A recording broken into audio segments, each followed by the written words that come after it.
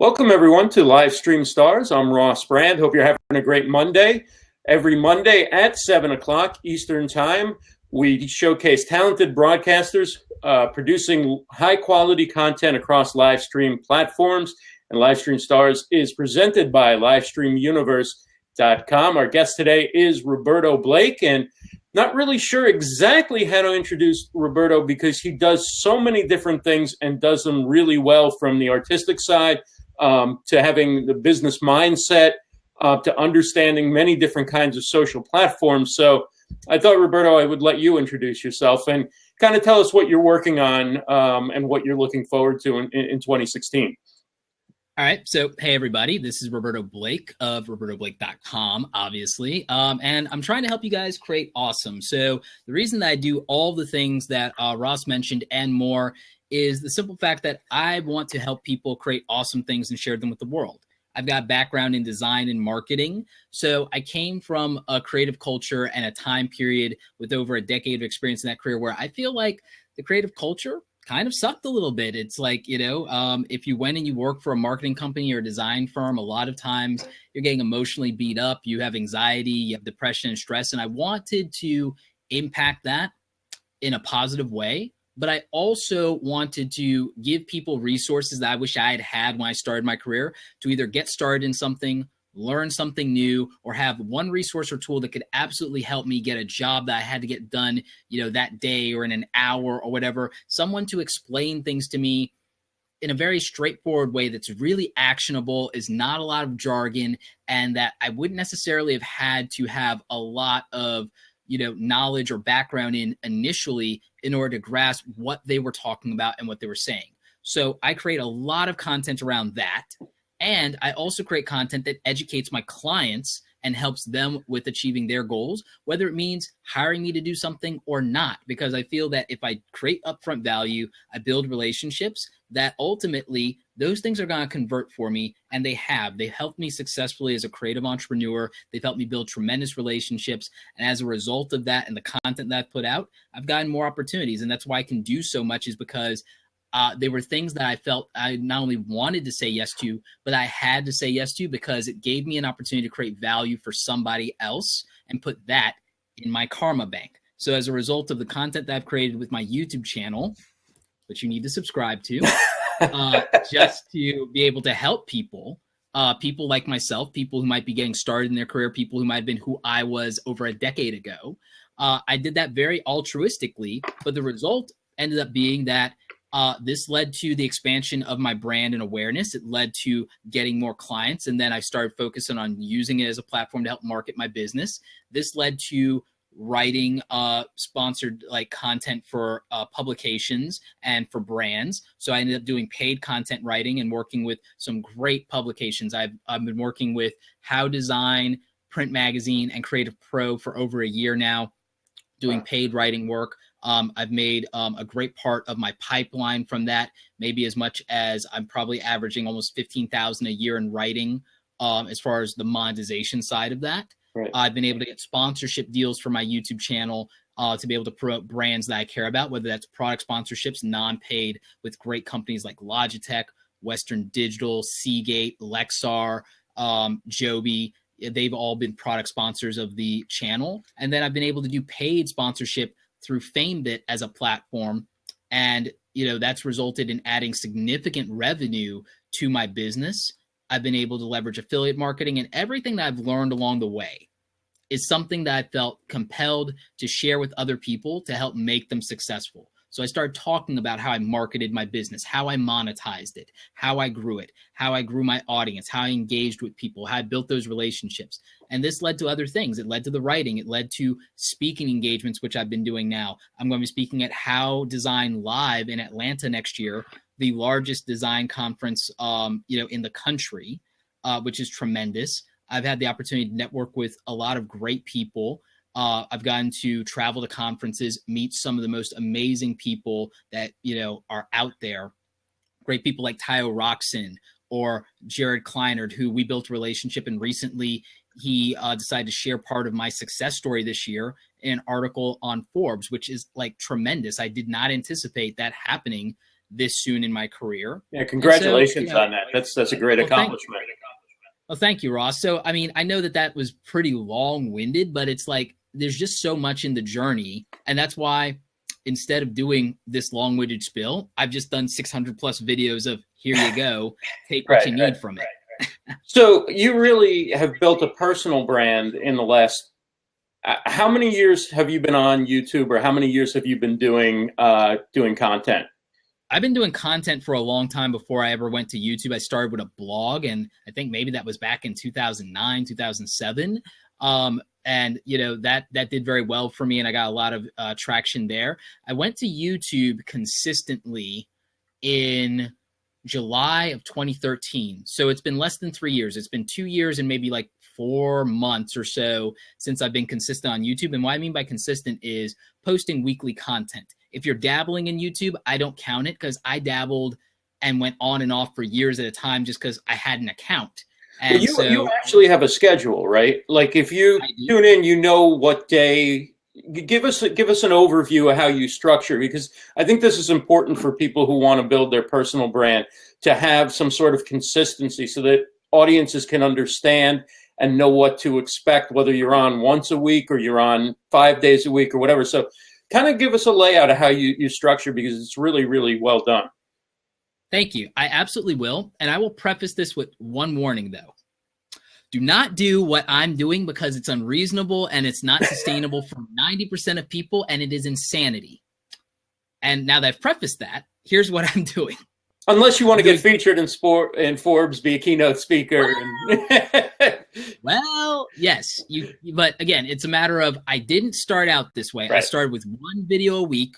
I started with Photoshop Thursdays, which now are just tutorial Thursdays, because now I cover more than Photoshop. I cover all the Adobe stuff. So what I did was Mondays, you get graphic design videos for me, because that's my background for over a decade. It's a service I still provide to clients. And so you get graphic design videos that are either about graphic design concepts or principles or career advice, etc., what it's really like, tools you need, so on and so forth. That's on Mondays. If you're a graphic designer, you want to tune in for that. Tuesdays is Tech Tuesday. So Tuesdays, we've got unboxing videos, and that's where a lot of sponsorship stuff might come in, where people might send things, or there might be reviews of things that I'm just using. And mostly I buy. The thing is, I mostly buy the content.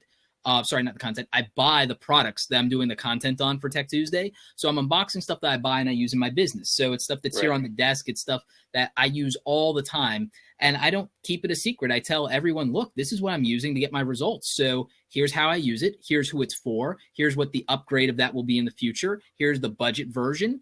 Take what you need from that and buy for yourself, and so on and so forth. So I do that on Tuesdays. Wednesdays is camera gear and photography advice and DSLR video making. So I've obviously been successful with video marketing. I talk about the camera gear that I'm using, what I'm upgrading to, how I use it, what settings I'm using, entry-level stuff as well, more advanced techniques, what I'm doing with my photo shoots, the way I use photography to market myself. These are all things I do. And I had a background where I actually was working at one point, working my way through college. I was working as a photographer for Sears in the portrait studio. So I have a background in this, both from that side, then working as a freelance photographer, but then also covering events and also doing it for myself. So, I can speak to those things, and I use cameras for everything that I do. Thursdays, tutorials. So you have the hardware stuff. You also know about cameras. You know a little about design. What if you need to know how to use a specific application? What if you need to know how to do video editing so you can build out your YouTube channel? What if you need to know about Adobe Audition to set up your podcast? What if you want to use Photoshop to do the kind of artwork or advertising that I'm doing? I do tutorials, and I cover those different pieces of software, everything from intros to advanced techniques to how to do something very specific, to even stuff where I show you here's how to do this one thing in 5 minutes. So it could be 5 minutes, it could be 20 minutes, it could be an hour. It's just what you need. And occasionally I show a project that I'm doing personally, because, for obvious reasons, you can't always show client work. So, I do that. Fridays, this is the sweet spot. This is how to grow a YouTube channel. This is one of, aside from the design, and I would say the tech stuff, this is where you give away your secret sauce, so to speak, right? You kind of give insights on how you how you've learned how to build that following and produce that content, right? Exactly. Well, that and Saturdays, because I'll get to Saturdays in a Mm-hmm. minute. But all week, I'm giving away secrets of some kind. A lot of people are actually very tight-fisted about what software and hardware they use to get things, believe it or not, done. A lot of people are very tight-fisted about that. And even if they tell you what software and hardware, they won't tell you their specific way of doing something or their techniques. I'm showing that on Thursdays. So I'm giving away the farm all week.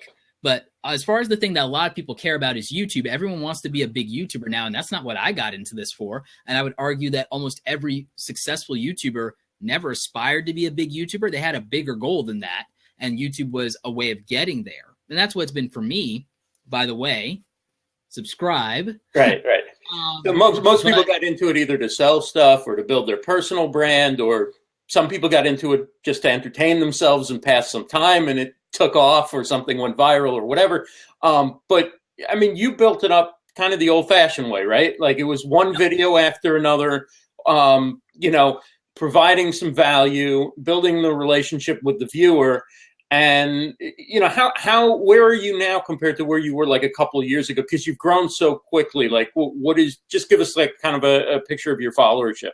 In 2013, July, when I started doing weekly consistent content with Photoshop Thursdays, like I pretty much had 0 subscribers. It was so small that might as well have been 0 subscribers. Maybe it was 100 subscribers. I don't remember anymore. Right. But since then, I'm at over 65,000 subscribers now. Wow. And now I've been for several months now, maybe for most of this year now, I've been consistently growing 5,000 new net subscribers every month, which is not normal.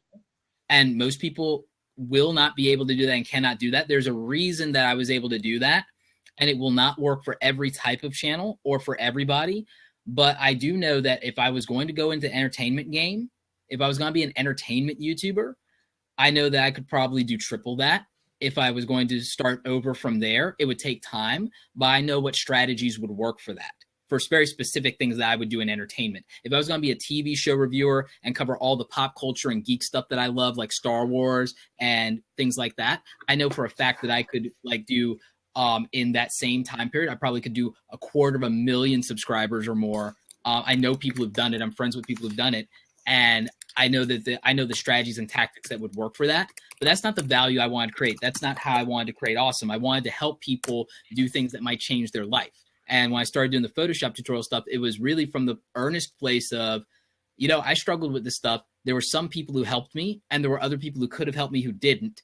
And I wanted to be, the former. I wanted to help people learn the things that I was thankful enough that people taught me. And I also was watching my younger siblings struggle with student loan debt to learn things for their trades.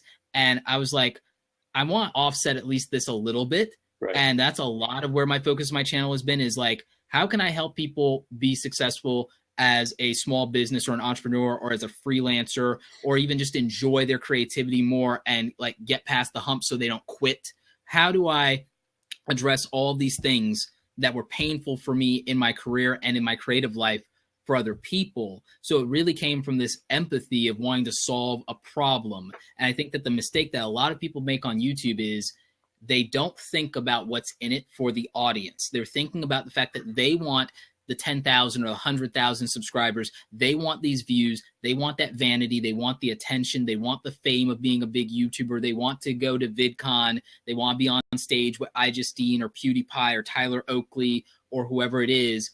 And they're not thinking about the difference that the content they're doing makes for the person who's watching it, and that this person has to spend that 5 or 10 minutes and give that time to them. Why should they? I've always thought about, how do I respect someone's time and give them those value? Right. And so now, where does live streaming fit into the plan? Because, Periscope came on board in March. Now Blab came on in April. It's starting to pick up some steam, but it's still basically an enthusiast platforms for the most part. How have you integrated that into, your production of more recorded content? How have you integrated the live content, and how often do you scope, or how often do you come on Blab?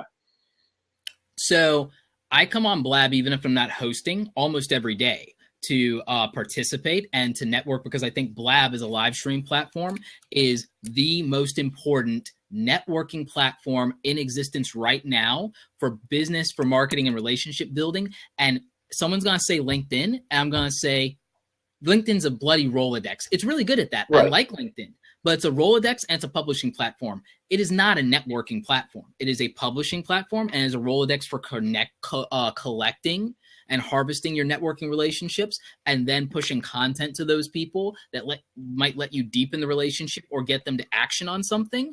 But it is not a networking platform. Networking is this face-to-face interaction. It is this real-time interaction.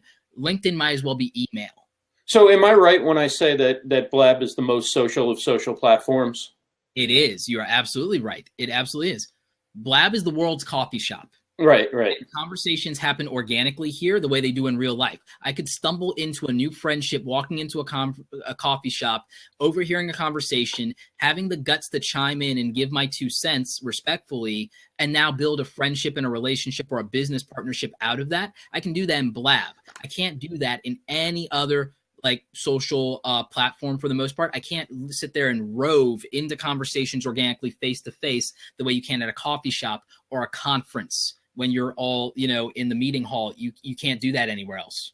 Or even on Twitter, right? Like on Twitter, you were the avatar with the hat, and then you came over to Blab, and all of a sudden you come alive, and it's like, oh, wow, I've been following that guy for a little while, but, along with thousands of other people who flow through my stream that, I don't look at as often as I really should. And then, an hour on Blab, and I've absorbed more from you, say, than I have from following 5,000 people for 2 years, because it's so real. It's so immediate. It's like you said with your YouTube videos, it's the same kind of concept as you're giving right value to your audience. And you can even take the pulse of the room, so to speak, in a way that you can't if you're scheduling tweets or you're just interacting with, a couple of characters here and there. And you can also tell that, I can tell you're not faking it. I can tell a lot of other people who I've seen on Blab who I may have followed on social media but not really had the time to delve into what they were doing. I can tell, okay, now I can pinpoint who that I'm following on Twitter or who that I'm following somewhere else is really worth my time and attention, because I've seen them do their thing on Blab, and now I know the value that they're bringing to their audience. Exactly. Blab and Google Hangouts on Air, you can't fake the funk there. Whereas even arguably with Periscope, you could use bullet points and no one could see that off camera and things like that. And I have nothing against Periscope. I'm going to get into how that works into my strategy as well. And I really like Periscope, and I'm going to leverage it more. I'm going to let you guys in on a secret that I'm going to use for Periscope in a minute. But the thing with Blab that I like, and by the way, I'm using Twitter video to growth hack Twitter tremendously, as you're familiar with that. I will actually sit there and I will respond to people with Twitter videos, and I will do 10 of them back to back.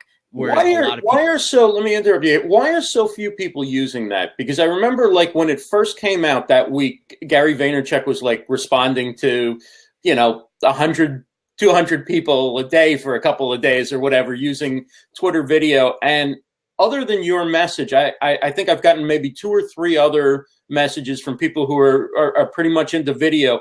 But the average user, even heavy social media users, don't seem to be leveraging it at all. And that's where I'm going to win the game. Oh, okay. So that's the secret. So, but part of that is the fact that I think that they are underestimating the value. And I think that's because it becomes a one-to-one relationship, which to a social media marketer, you would think that would make sense, what the value of a one-to-one relationship is. But they're all about scale.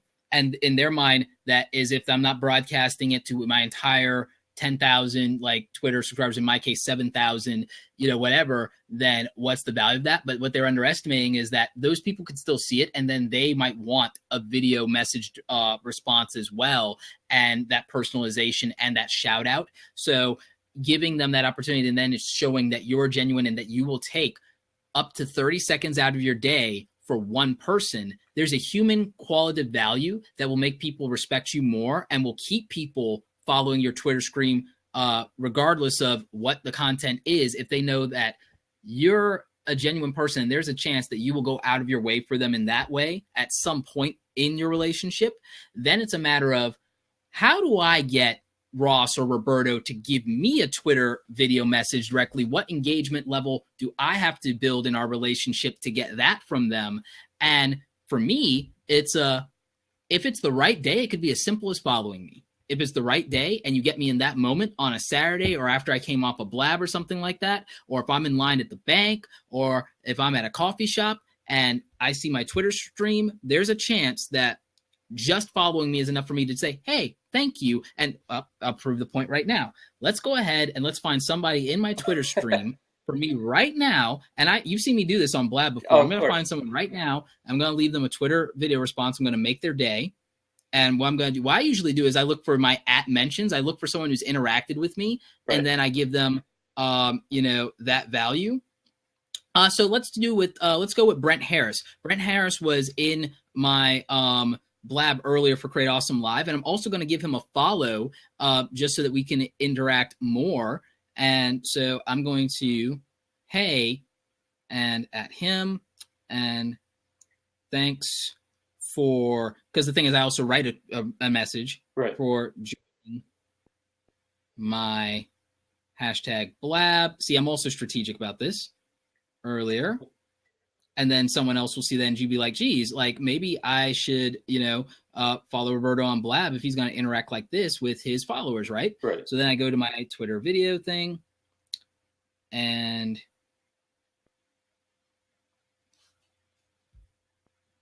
hey, Brent, it's Roberto. Thank you so much for tuning into my Blab earlier for Create Awesome Live. I really appreciate it. You also had a great question, and I'm happy that I was able to answer that for you. So thanks so much. I hope you'll join us again next Monday at 6 p.m. Eastern Standard Time. I don't know what the topic's going to be yet, but I know it's going to be awesome. So again, thank you so much, Brent, for being a part of the Create Awesome community. And just remember, create something awesome today.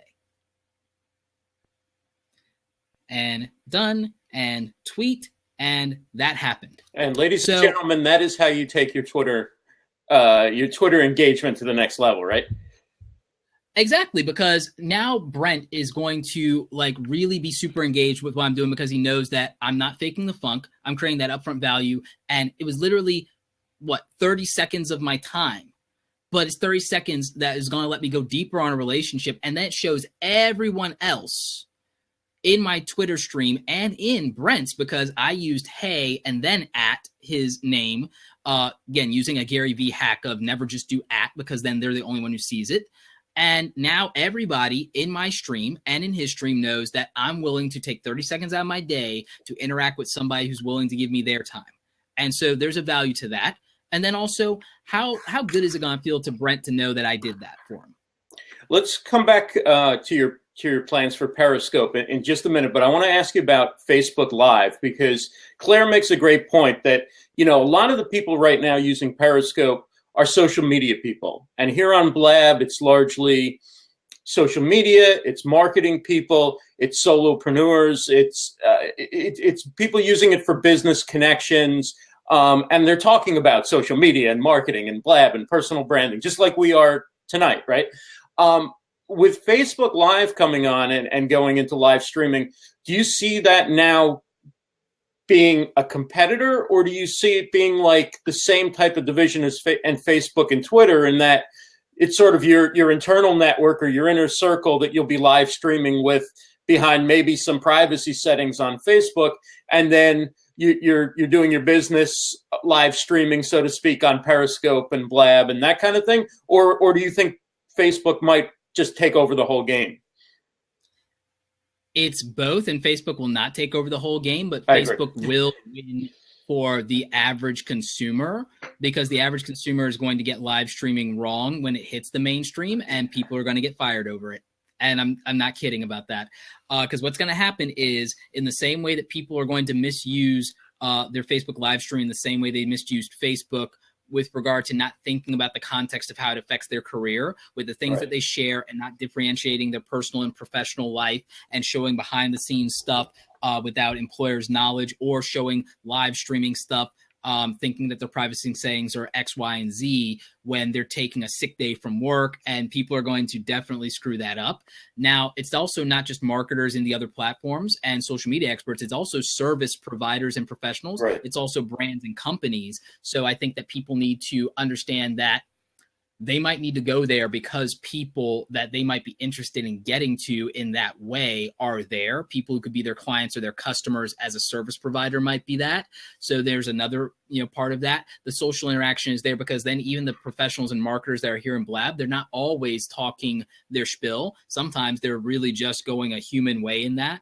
I've seen more designers come on Blab and start talking about design and talking about their profession. So other people who are professionals are using this to communicate with their colleagues and to have organic conversations and meet more people in the industry like them, or create value, or even just have conversations, or even just gripe sessions about why this thing in our industry sucks. And so, like I go on my Fiverr rants and things like that, but there's just that conversational element to it. Facebook Live will not be Blab in that way, and it won't be Periscope in that way, because then the average person, the value of their live conversation is going to be very different. But that's not a bad thing. For some people, it's going to be awesome, because I might want to see somebody decorating their house for Christmas or New Year's. I might want to, because I might want to do that as a family thing. Or I might want to see somebody's camping trip, or I might want to see what the beach that someone's traveled halfway across the world to get to looks like. And Facebook is more of that than Periscope or Blab or Meerkat might be, I would think. And there are more mainstream people than the professional for that. So in terms of for lifestyle stuff and for help and even for self-help and like coaching, and so I think that could be tremendous. I think the business applications are there. I'm going to take advantage of it, obviously. I'm going to use it to grow my Facebook audience. And the thing is, I'm beginning to realize that I want to use Facebook differently, because the relationship you have in Facebook, I don't consider it as a broadcast platform. I consider it as where you build a better interpersonal relationship and a closer knit network, and not your biggest scaled network, like how I use YouTube as the archive, but then also my community of the people who are for essentially my students, if you will, or even my apprentices, or people who are learning from me in some capacity. That's why I feel like YouTube is the archive of, these are the people who are at the quote unquote college of Create Awesome. Right. So I think that YouTube is that. I think Blab is, I want to have a face-to-face conversation with Roberto Blake, or I want to use Q&A sessions. I want to pick his brain. I think Periscope is my social media equivalent of me doing a TED Talk, but being able to do Q&A with the audience. And so I think Facebook live streaming for me is more of almost like vlogging will be, because it's more that interpersonal interpersonal relationship and the narrative of my creative journey or my entrepreneurial journey, whatever the struggles or triumphs are. Facebook is about you living your life, in my opinion. So I think that that's the narrative there. And I think that's how I'll utilize the platform, is more for learning about me, but then also for inspiration to other people, because they'll take it more personally and they'll put that time there. And people, Facebook is their hub of the internet in a lot of cases. Facebook is what AOL used to be. Right. So that's how I would use the live streaming in my situation and my plan for it, versus Blab, versus YouTube, versus Periscope. YouTube is pre-recorded, curated content. Blab is conversations. Periscope is basically me giving a free speaking engagement. And Facebook will be me as a human being. Right. And you're going to see people like streaming birthday parties, to the grandparents, and sporting events, kids' softball game or whatever. Which is a great thing. I think that's amazing. And I think what's going to happen is, and this is the opposite of what the gut reaction was, okay, all the other platforms are dead because Facebook's getting into it. But I actually think it's going to help grow the other platforms, because people are going to discover it. They're going to have fun doing it, or they're going to just become aware of it. And all of a sudden they're going to go, hey, maybe I could get on and do this for my business too. And maybe Periscope. So I actually think Periscope and Blab will probably grow. And because they're niche audiences, it's like some place that at channel 799 on your cable box still is able to sell advertising, right? Because there's a passionate niche about that. They're actually going to be brands that will take advantage of Blab more so in the future, and more so on Periscope, because they can go right at the 20 to 50 people who are going to buy what they're selling, right?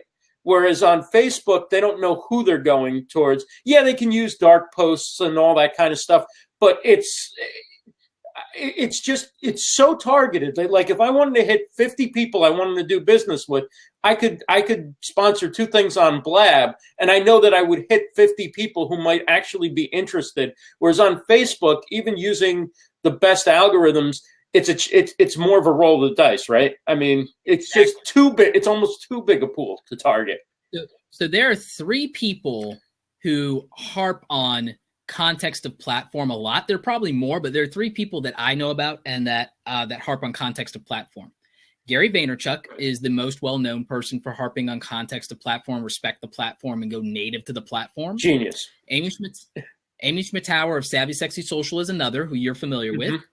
And me, because I say consistency, creativity, and context all the time. And I harp on context of platform and context of audience.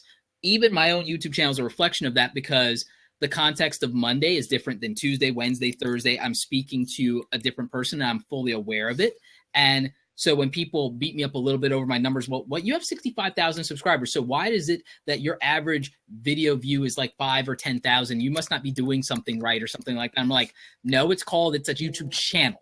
Right. So get that right, Jack. It's like the guy watching Game of Thrones may or may not watch Monday Night Football. He may or may not watch Dancing with the Stars. Maybe his wife does. It's context of, the conversation, the platform, the content. So, there's that situational awareness of, why am I in Facebook right now or today or for this topic versus Blab versus Periscope versus YouTube? So it's all of that. So, Robert Stern. Thank you, man. Great to see you, Robert. So if anybody wants to jump in, I'm going to open up a seat. Also, feel free to type your questions in the chat box. We do love call-ins here. You have a book, an ebook on your website, robertoblake.com, called 7 Points of Personal Branding. And people should take a look at this, because the way you've kind of set up your career is the way careers are going to be going more and more and more. There are going to be fewer people working in full-time staff jobs and more people trying to make a living on their own as consultants, as solopreneurs, as super temps and things like that. So to talk about a little bit about why you feel personal branding is so important. Hey, Robert. Hey. Don't worry, I got a good question for Roberto. Okay. Looking forward to it. Awesome. This is going to be awesome. But yeah, I would say that the reason that personal brand is important is because at the end of the day, we do business with human beings. We don't do business with a resume. We don't necessarily do business with the portfolio, although I say your body of work is one of the most important things. I harp on this thing. I say, personality, portfolio, which is / body of work, and then also purpose. Is what you're doing aligning to the purpose of what this person really wants and needs? Are you able to create that value? Do you have the right personality? You might be really good at what you do, but if working with you is a crucible, if it's an emotional punch in the face every single day, I really kind of don't want to hire you, because I'm a human being and I kind of don't want to be beat up emotionally. Oh, wow, Susie is so amazing, but wow, is she a chore to get through a meeting with? And I don't want to do that. I want to like the people I work with. I think every employer and every entrepreneur and every solopreneur wants to feel very good about the relationships they have with people. We're all human beings. So likability matters. The right personality, the right fit, the right culture for your brand and your company matters. So your personal brand puts someone in a position to qualify and vet that. And you're just a Google search away anyway. And why not control the narrative of what's out there about you right now by making sure that you're doing it purposefully, making sure that when they look into you, that the things that would be advantageous for them and for you are made readily available, are made clear, and that authenticity is there as a funnel and a filter for both of you to have the right relationship. So, that's why I think is important there. Robert. Okay. So you have a blog, correct? Correct. How many subscribers? To the email list that goes through the blog, because I started email marketing in late July on purpose. For context, I worked for a IT company as a marketing manager. Growing your list is one of the most important things you can do and the most important things you can monetize. I know that the other social media metrics, the vanity metrics, don't matter disproportionately to that, which is your main counterpunch. Here's the problem with email marketing and email list. 95% of people are doing them wrong because they're not respecting the relationship they have with the people who have given up their privacy to opt into an email. I refused to do it until I felt confident that I had the right content, the right strategy, and the right relationship with my audience to know what they really wanted from me before asking them to make that commitment to me. And I had to be in a position to deliver on it or they were going to leave. The result of that is this. When I started in July with no real marketing for that list organically up until last month of November, I'd grown a little over 300 subscribers to that list organically with no real promotion other than just a link that they could opt into that I didn't even advertise much, not even in my YouTube channel. My audience almost never finds out about this email list. Here's what I did in November to change the game. I created a lead magnet strategy and I more than doubled the list in 1 month and took the subscriber base average now, and even this month it's proven to be consistent that it's probably going to end up capping out at about 500 new subscribers a month, which is also the average growth rate of larger existing lists, as you're both aware. So I know that the strategy works, and I know that I probably could have implemented it sooner, but I was more than happy to leave value on the table to respect my audience. So what are the top 2 things? You got people in this room and watching on the replay that have a blog. How do they promote it to get people to subscribe to it?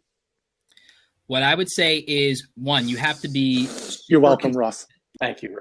So first of all, I would say... And for those people listening to the audio version on the replay, the sound effects are Robert drinking coffee out of his Blab coffee mug. Tea, because I have my sore throat. But I have to jump off, but I'm going to be listening in. Right, But with great- the Blab great- pointed at the camera, which is beautiful, the logo. And by the way... Thank you, Robert. Thanks so much for coming on. Appreciate it. Great question, Robert. And we're going to talk again soon. I love that. You got it. Okay, bye. Bye. Feel better. So yeah, to Robert's point, so if you're blogging, one of the most important things you can do obviously is to grow your email list, but remember to respect your audience in doing that and respect them by being consistent. However you're going to approach your content strategy, please be consistent. Be consistent in frequency of content. Be consistency in the tonality of things.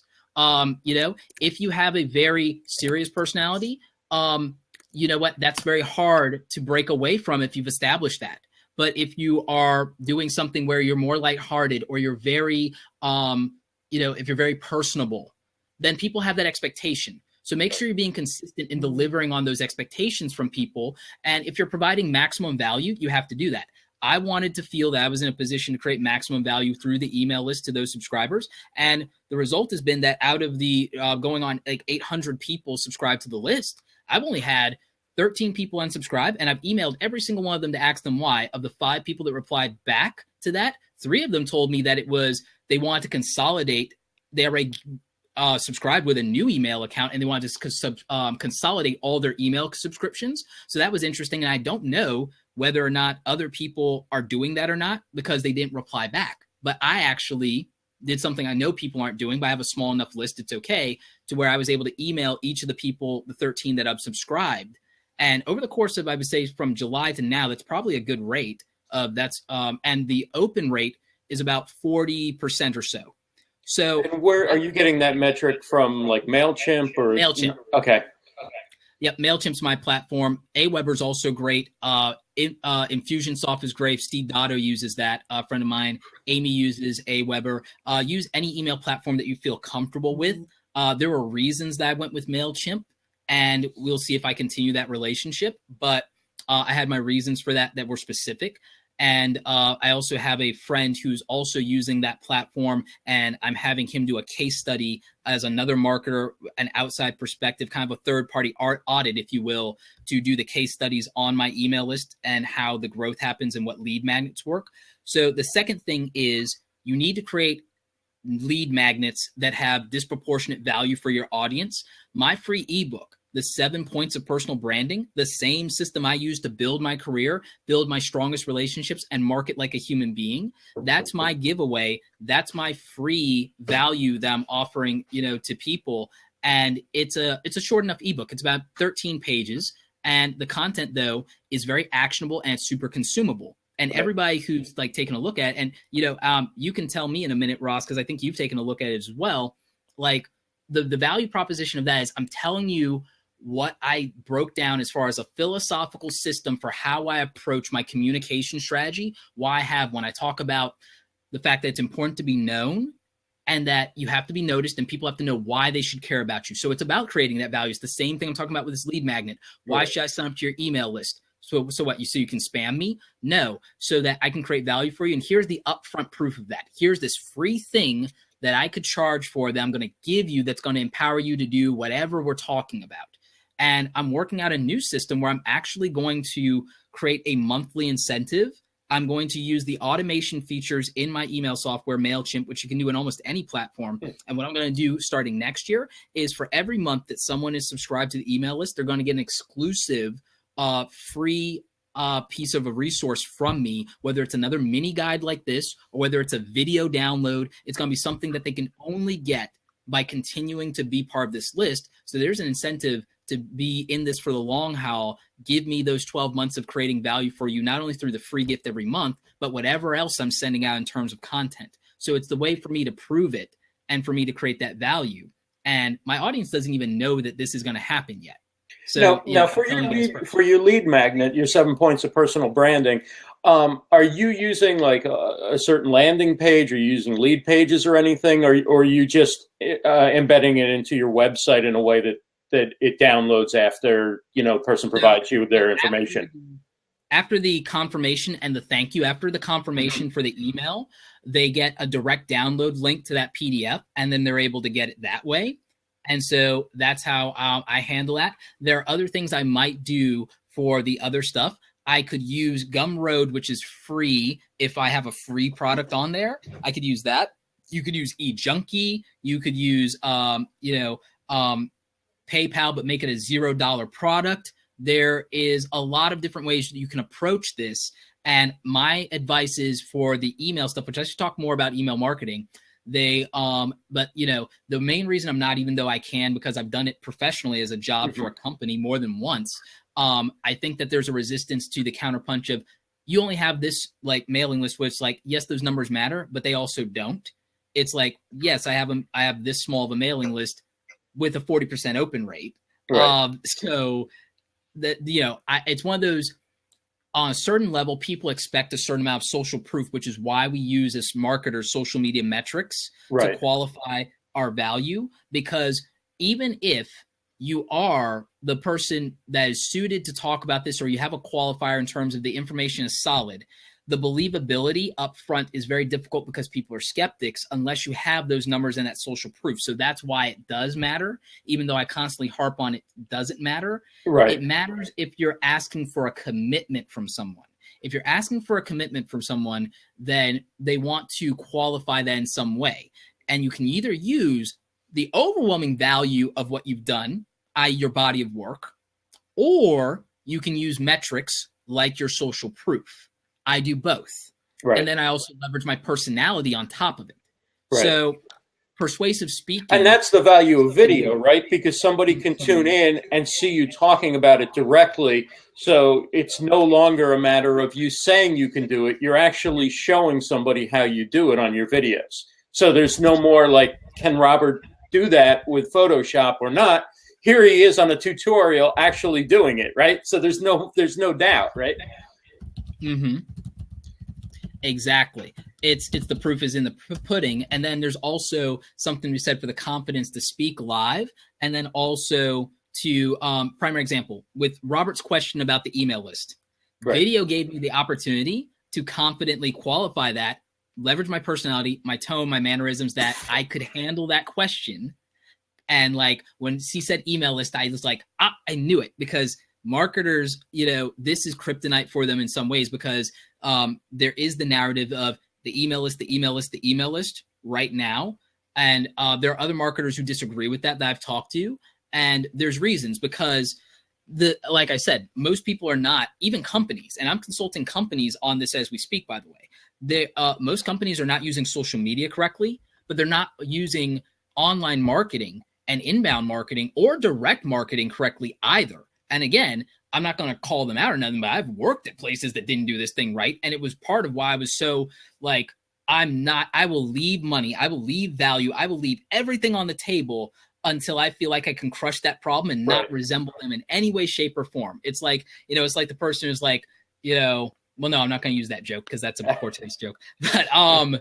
But there's a, so there's a point to, in authenticity, there is a mandate and a responsibility to create value or create awesome. There's a responsibility to your audience to do that. And so marketers sometimes, and even business people, disproportionately value ROI and value profitability at the expense of the relationship with the consumer and with the audience. And I fundamentally disagree with that.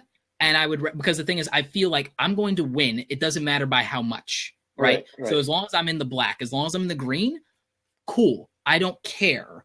I mean, I do, but I don't, in the sense that I will rather take less upfront here to have a better relationship long term.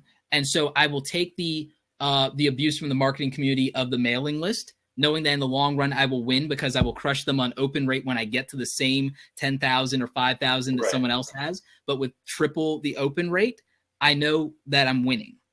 Right. And vanity metrics don't put an extra dollar in your bank account anyway. So it's about the long-term value of the customer or the fan, or however you want to define your conversion from from the content that you're providing. And I think we've traditionally looked at like sales and marketing as, what did we do this quarter, right? But social media is a long game. It's a lifetime relationship that you start to. I consider everything a long game.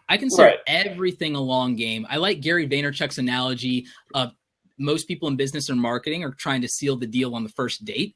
And I'm like, yep, that's exactly what's happening. That's exactly what's, because like the reason that traditional business is skeptical of social media, they're skeptical of live streaming. They're like, they accuse people who do blab like you and I of blabbing their business away, because they feel like spending an hour to 2 hours on this platform versus working or cold calling is wrong. And I completely disagree, because I think that, one, it's an inbound marketing opportunity as well as a direct relationship networking opportunity. And I think that there's more value in being able to do that at scale, and also listening, and the fact that you can then take this and repurpose the content either as a podcast or YouTube video that then has the opportunity to market for you 24/7. I think that the hour investment or the 2 hour investment there is disproportionately better. And I still feel that you don't realize that that person who's doing that is probably not even doing that during their regular business hours. They're doing it during the time that they would otherwise be watching Scandal. Okay. So, take that into context of, this person is either not watching Scandal right now, not drinking a beer, not doing this thing, and is doing blab instead. And when it's time for them to do their client work, they're doing their client work. So all the social media people, all the marketing people that are in Blab or in Periscope or in these things, one, they're playing the long game of relationship building, which we know it's not what you know, it's who you know. The networking value is there. Building relationships at scale. We know that this works disproportionately better than cold calling. In the time that we've been on this Blab, we couldn't have retained or had 55 people come in and out of like cold calling and create any real value, not to mention the long-term replay value of this, not to mention the podcast replay value, et cetera, et cetera. All of that, I tell people that they're losing probably as much as $50,000 a year in payroll to do cold calling, when they could just do a fraction of that time in payroll for webinars.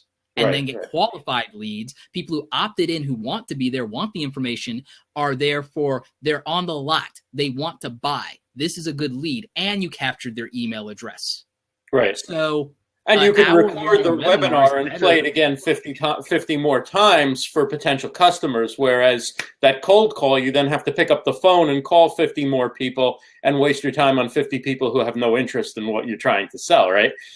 Exactly. If I'm going to do active marketing, I'd rather do it with something like this, where it's still a scalable platform and can be repurposed. I'd rather spend active time doing that than take a physical meeting where I'm losing, time, unless I'm being paid for the meeting. It's okay, cool. I'd rather do that. I'd rather do a webinar, free or paid. I'd rather do a broadcast as far as a Periscope. I'd rather do all and any of those things as far as active marketing in real time, because it is scalable. than do the old school one-on-one stuff that isn't scalable because people are romantic about it and think that that's working hard. And I'd argue that it is working hard. It's not working smart because this is both. This is both. We got a good question here from indie artist HP. How would you use YouTube as a musician besides music videos and uploading songs? And I'm sure one of your answers will probably be to teach somebody how they can use YouTube as a musician, right? Or teach them about the tools for digital, digital production, or. Yes, but I would also say that there's an untapped opportunity in talking about the business of music. And what it's like to be an independent artist, how to get gigs. And I believe that there's an opportunity in music mentorship that has not been explored. And like, even if I was a musician and I was going to start a YouTube channel and build a personal brand, I would literally call myself the music mentor. I would literally do that. And I would do maybe 3 to 5 days a week of content. And I'd probably do something like this. And I'm not a musician, so I'm making this up as I go. I would literally do, it's like, okay, maybe I do Mondays, I'm going to actually show you what I'm doing with my musicianship, and I'm going to do covers, or I'm going to do original pieces, and I'm going to do it, and then I'm going to post that and put that up.